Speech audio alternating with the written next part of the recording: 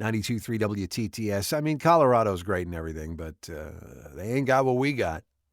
And that is a total solar eclipse, a once-in-a-lifetime event coming through Indiana. Hi there. Happy Wednesday. Matt Pelser. I mean, some cities like Bloomington are getting just over 4 minutes of totality. Indianapolis is getting pretty close to that on Monday, April 8th, and all sorts of smaller towns along the path. Your chance to see the solar corona, which is impossible to see unless there's a total solar eclipse, and that's where awe comes in the title of his book. Joining me once again is author of Eclipse, Experience Awe in the Path of Totality, Bryan Brewer. Great to have you again.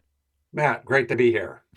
Now, when you're looking at the solar corona, and I understand that things have to be just right for this sort of thing to happen, sometimes you'll see twinges of red kind of ejecting from the sun? Yes, those are called solar prominences. They're happening all the time. You just can't see them during the daytime because the sun itself, the photosphere, the bright disk of the sun is so bright. But when the moon covers it up during a total solar eclipse, you can see these prominences around the edges. But we don't know exactly what we'll see because this is a dynamic event.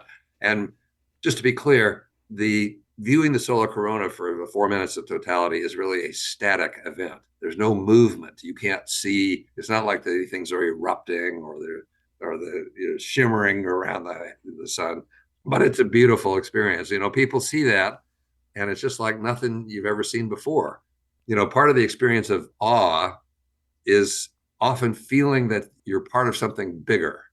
For example, a few weeks ago, I was holding my newborn grandson. He was just a few weeks old, what a wonderful few moments to just experience that miracle of life. And it just, I got chills and I was excited, just felt so good.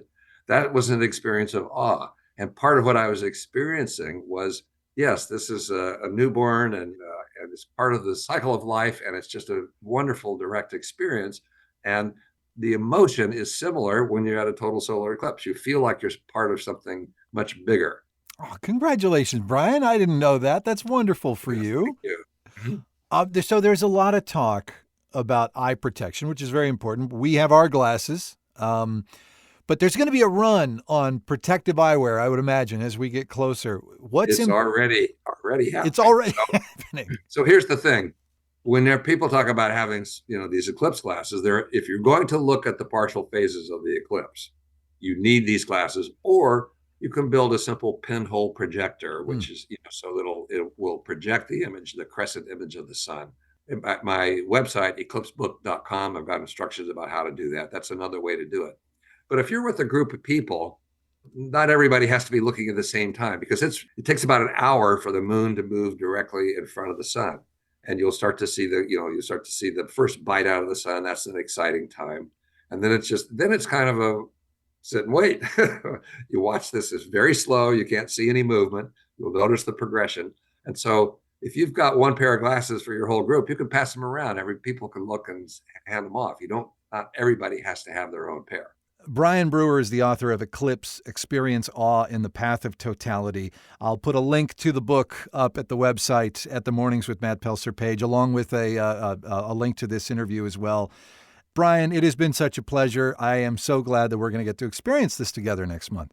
That's exciting. And I just want to say best wishes for clear skies. Clear skies indeed. Thank you, Bryan. Okay, you're welcome, Matt. And hang on, Jim Gaffigan tickets, 8:20 on 92.3 WTTS.